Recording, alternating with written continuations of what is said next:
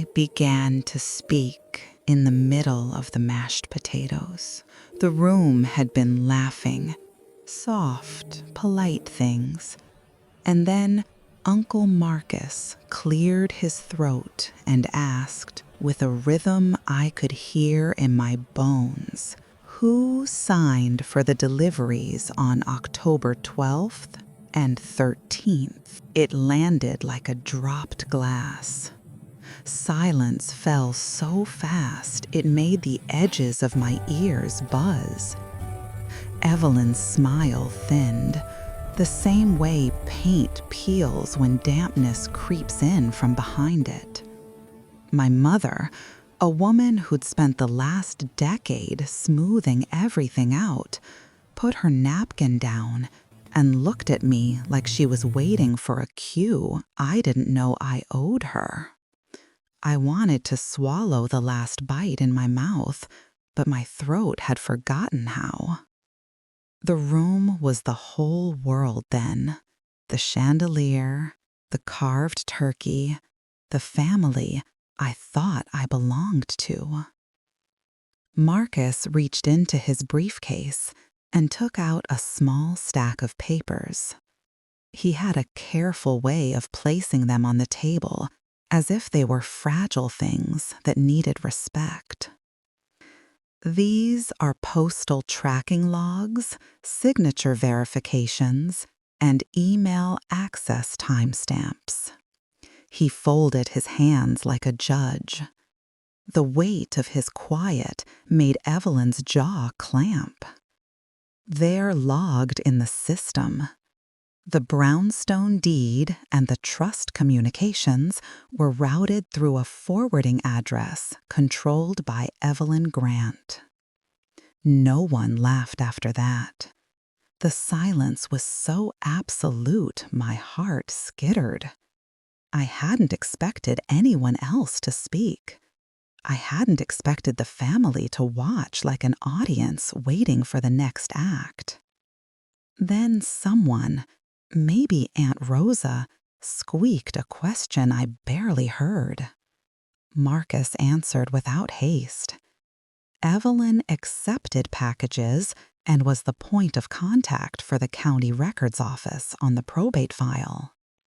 The table was full of faces. I could see every feature in microscopic detail. The little scar at the corner of my father's mouth, the faint freckle on my cousin's cheek, Evelyn's knuckles whitening. Someone's fork clinked against porcelain. Outside, the November sky was the color of old photographs. I remembered how my grandmother had smiled at me in a blue housecoat and said, "You can make anything permanent with paper and thread." I remembered the key she pressed into my hand when she died. I thought I had that key still. I thought the brownstone would become mine. Then Evelyn's voice came, high and thin. "This is ridiculous," she said. Her mouth moved like it was performing for a rehearsal.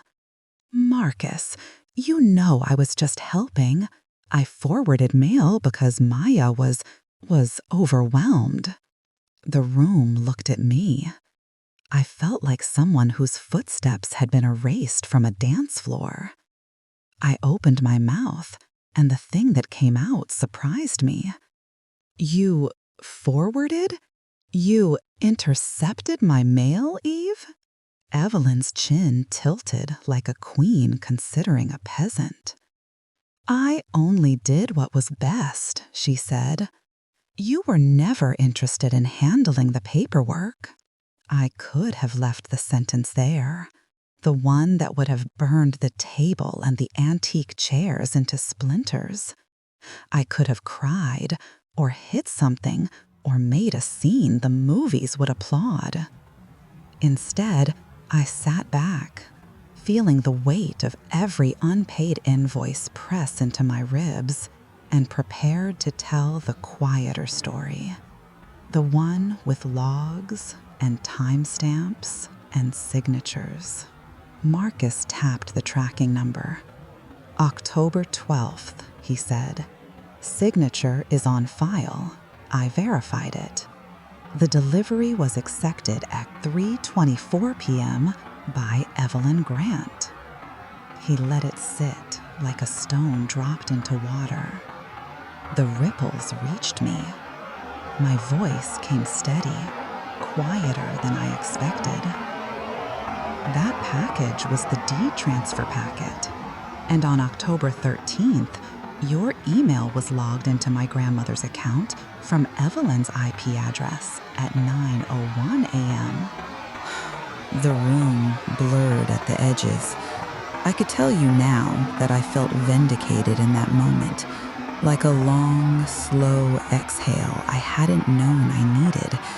But the truth was an awkward mix of relief and grief.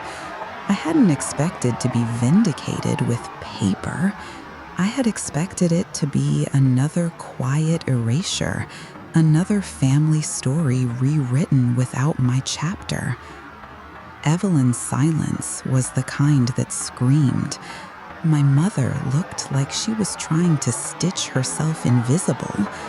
My father shifted in his seat as if to reorient the earth. "And why?" Marcus asked, looking not at Evelyn, but at the whole table. "Would someone intercept formal probate notices and change the forwarding address without notifying the named beneficiary?" Evelyn's lips moved, forming words that meant nothing. I looked at the folded napkin on my lap and thought of my grandmother's hands, calloused, patient, holding thread taut. It occurred to me then that revenge wasn't some loud fireworks display.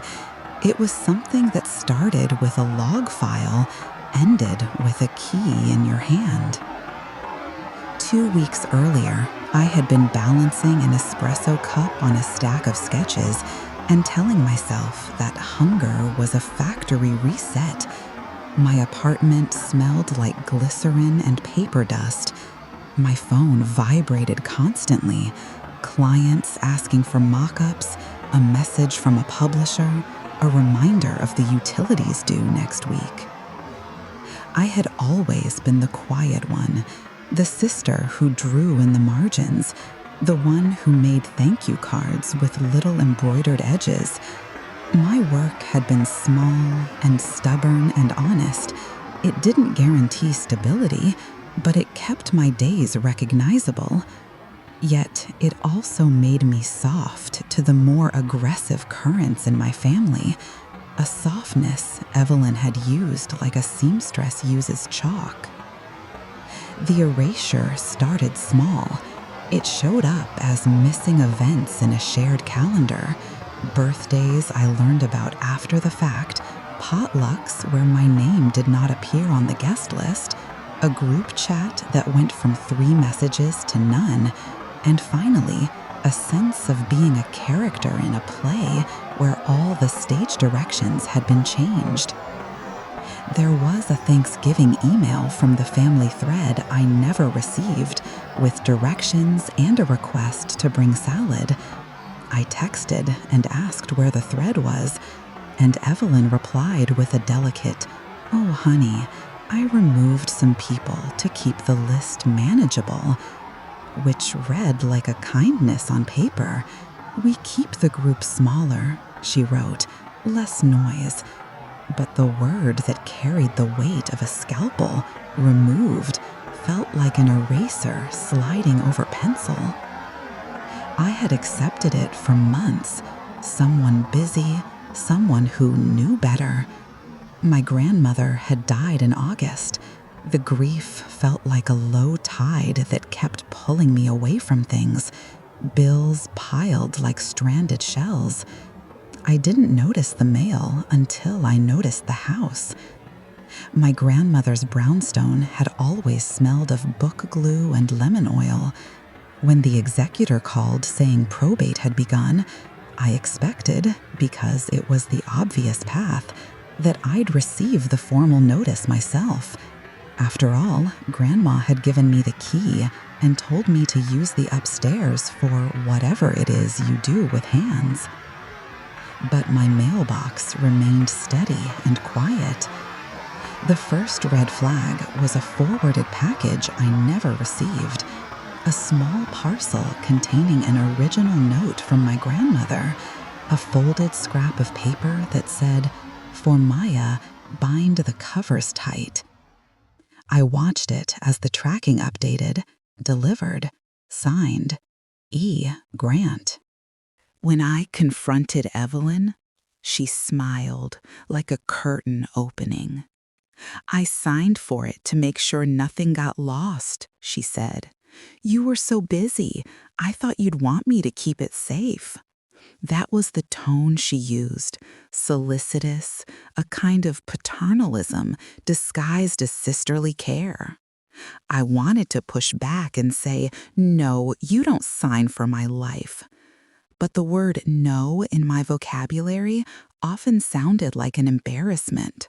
So I kept quiet. And then I found the deleted messages. It wasn't dramatic. I wasn't some hacker. I'm not brilliant with code. But my friend Marisol, who had spent years as a data analyst before moving into food photography, taught me a trick. She said, "If you think something has been erased from a thread, check the app's archive logs. If someone removed you, there's a timestamp somewhere." She showed me how to request the export of the thread from the platform, a neutral thing you can do if you own a connected device. I emailed support. They asked for a copy of the account holder's ID. I didn't have that leverage. I had to be cleverer. Marisol and I sat at my dining table, my one real table that folded up into a bed sometimes, and she pulled up my grandmother's email header that she'd once told me to keep for safekeeping. There it was, an access log that showed logins from Evelyn's email and device. There were forwarded notices to an address I'd never heard of.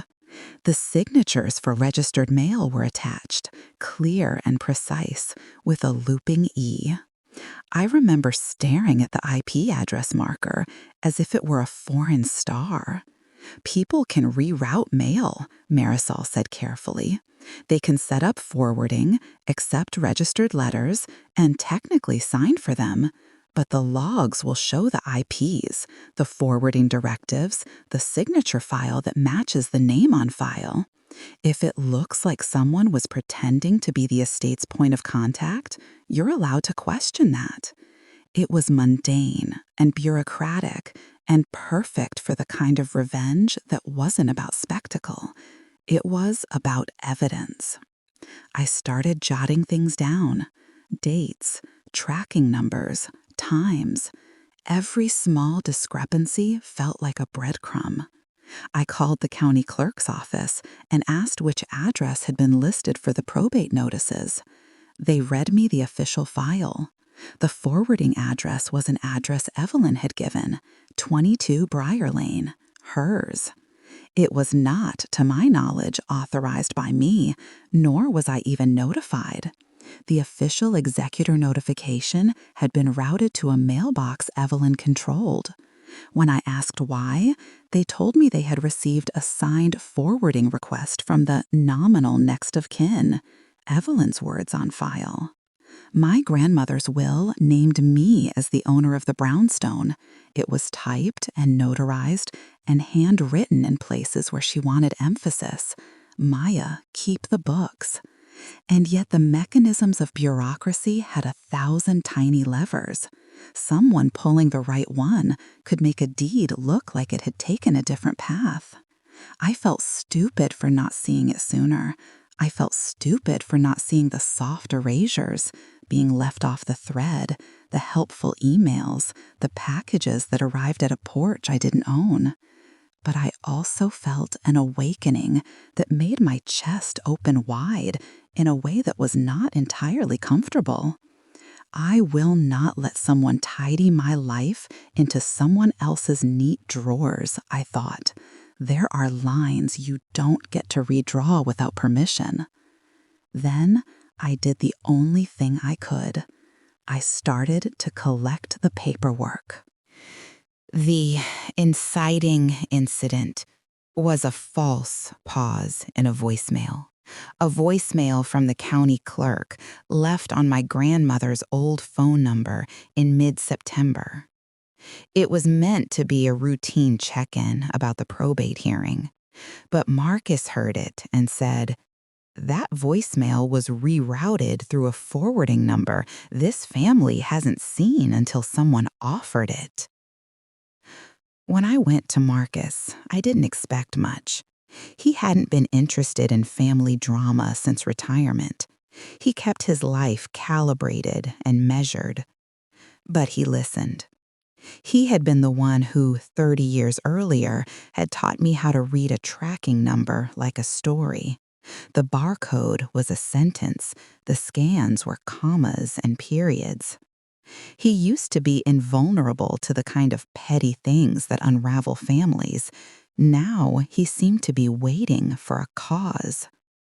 He asked me to bring everything: my grandmother's keys, the drafts of the will, any emails I had. He sifted through things with gloves and a method that felt ceremonious. "We keep facts," he said. "Paper doesn't lie easily." We started small. Marcus called the local post office, not as a complainant, but as a retired inspector asking clarifying questions. He asked for signature verifications on 2 key delivery dates in October: the registered mail packet that included the deed transfer and subsequent acknowledgement of probate. They asked for a formal request. Instead, Marcus used his old contacts and patience. He accessed logs that were not meant for the casual eye: chain of custody manifests, signature capture images, and IP logs tied to online account access. It was precise and dull, and because of that, it felt devastating. He explained things to me slowly, like someone guiding a child through a complicated game. If someone has been intercepting mail, they usually forward the address, sign for registered mail, and cascade the notices, so the official notices never reach the beneficiary, he said. They also try to help the family by smoothing over any upset. That way, when the change has happened, the reaction is minimized. We found the forwarding request, signed by Evelyn, with a "for the family's convenience" note. We found the signature capture for the registered package and compared it with known signatures on file: a credit card application, a holiday card. The loops matched. Small forensic details lined up like teeth on a zipper. But the last piece, the email access logs, were the hardest. I had to prove that someone had logged into my grandmother's account and had forwarded email without authorization. That required a subpoena or a consented release. I didn't have the money for lawyers to do that, nor the heart to put my family's private grievances in front of a judge. So I did something less formal. I looked for anomalies.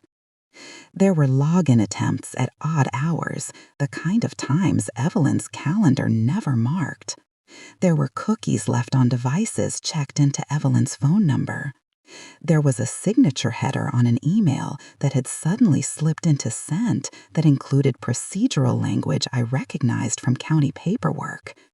It was enough to make a case if I could package it right. I called the county clerk's office from my pay-as-you-go cell and asked for copies of the probate logs. They sent PDFs with timestamps. They attached confirmation receipts for registered mail. The receipts were clear. Delivery accepted by E. Grant. Address, Briar Lane.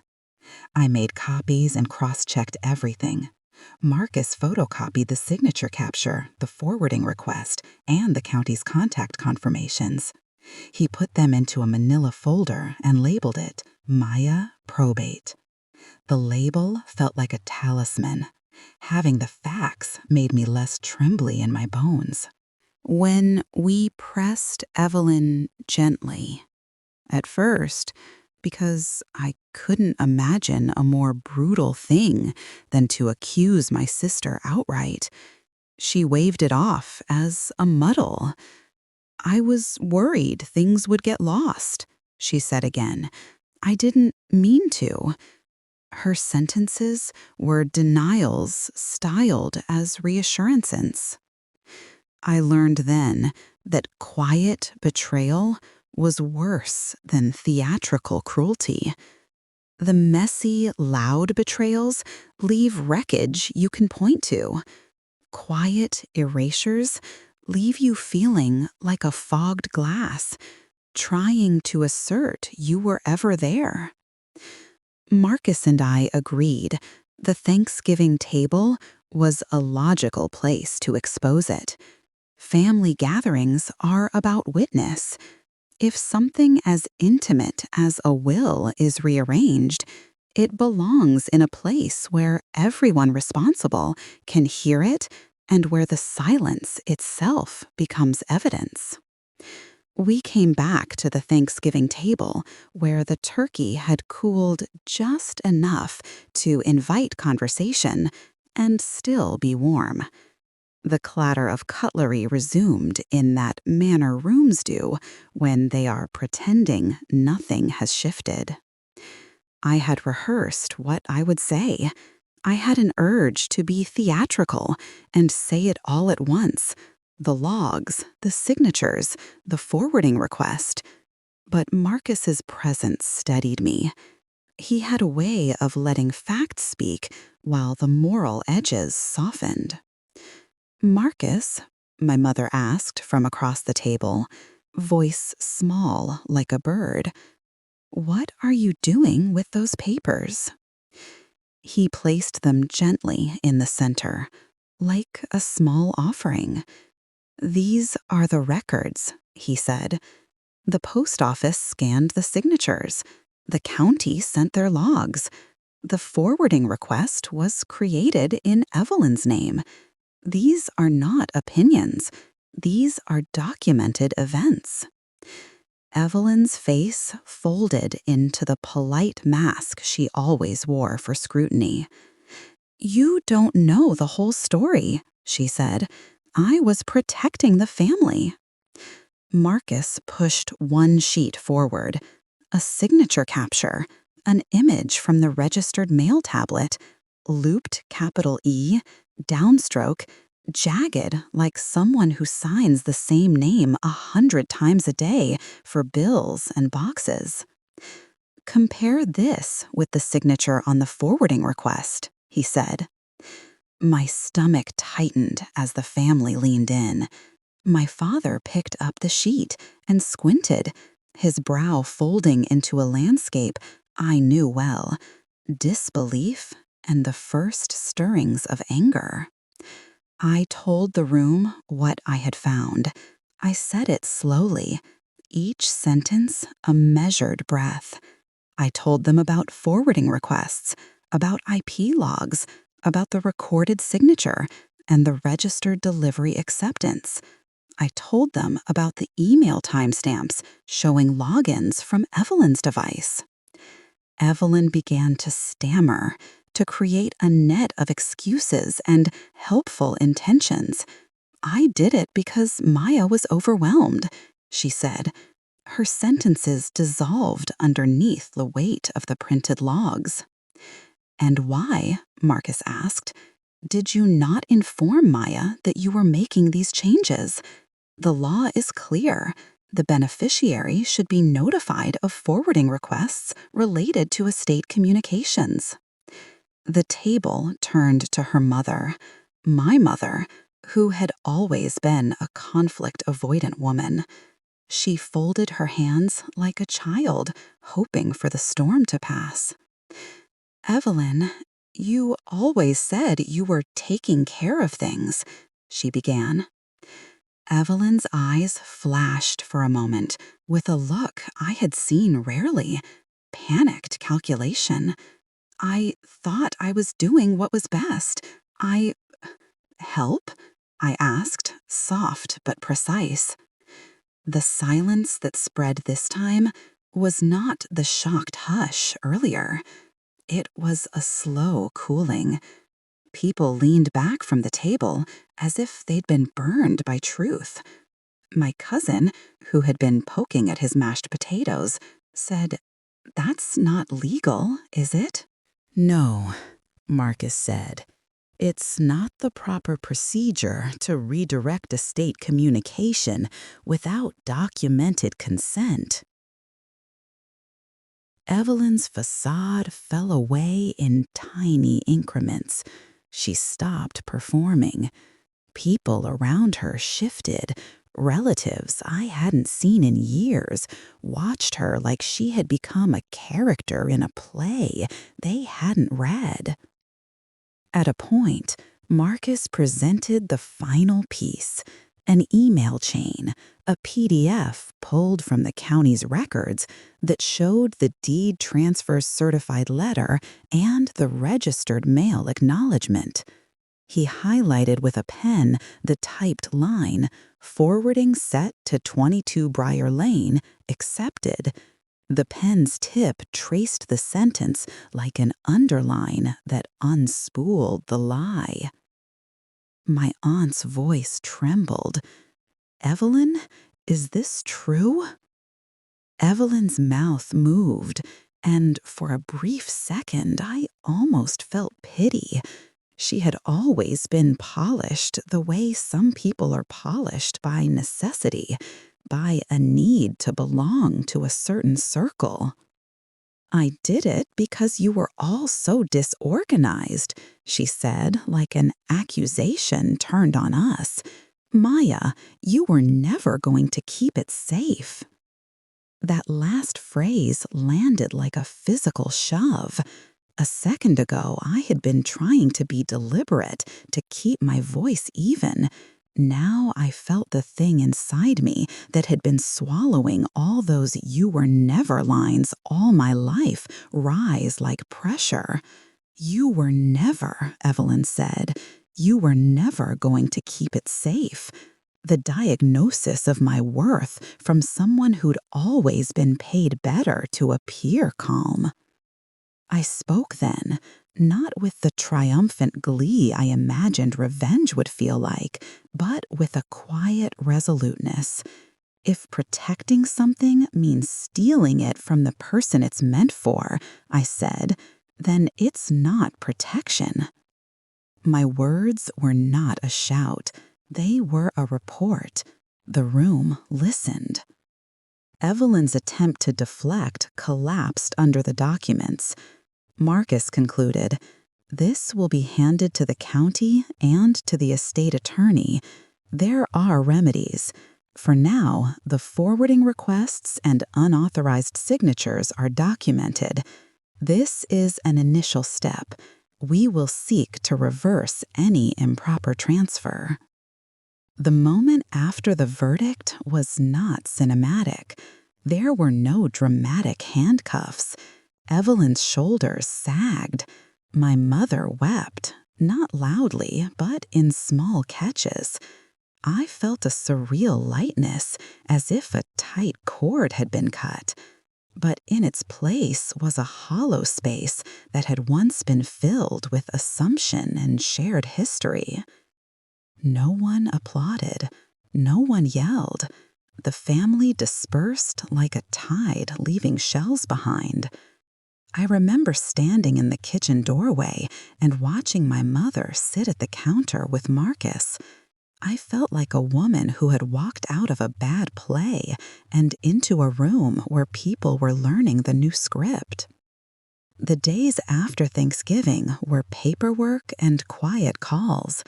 Marcus escorted me to the county office and sat in a booth like an old warrior. We filed a formal complaint and requested the reversal of the forwarding request.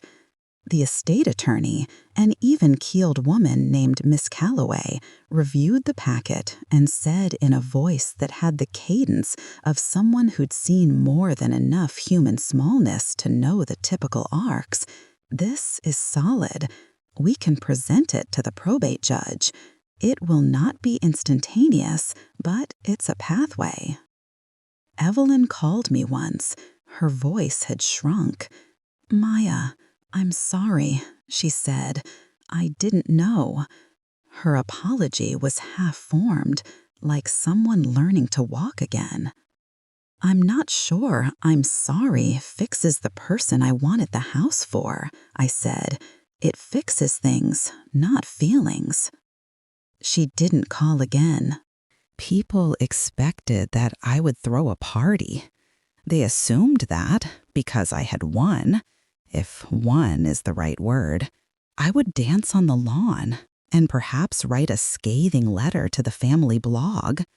But the truth of the aftermath was quieter. There was grief for what had been lost, not possessions, but misrecognized intentions, and relief like a cool hand on my chest. Marcus sat with me sometimes and told me stories about the post office and the ways people tried to hide things in plain sight. He had a wry humor that made the grief easier to carry. "It's not glamorous, kiddo," he'd say, "but it's effective." My mother called less and then more. She visited my little studio and sat on my couch and touched my sketchbooks like she was reintroducing herself to something she had ignored. She didn't excuse Evelyn. She merely said in a small voice, "We have to be better." A few months later, 2 rainy Thursdays and an endless pile of legal forms after Thanksgiving, the judge signed an order that returned the deed to my name, recognizing the irregularities that had stopped the transmission of estate notices. There was a moment in the county office where Miss Calloway slid the stamped paper across the counter, and I felt like someone who had been given a passport to a life she had dreamed about in fragments. I walked into the brownstone with Marcus at my side. The door creaked the way it always had, welcoming the familiar dust motes and the sunlight slanting across a bookshop floor. Upstairs, the studio, Grandma's old binding table, was there, waiting. The smell of lemon oil had faded, but not gone. I pressed my palm to the worn wood and felt my breath go shallow. "I'll keep her shop open," I said aloud, the sentence feeling small and large at once. "I'll teach kids to bind books. I'll make a little income doing it and keep the upstairs like she wanted."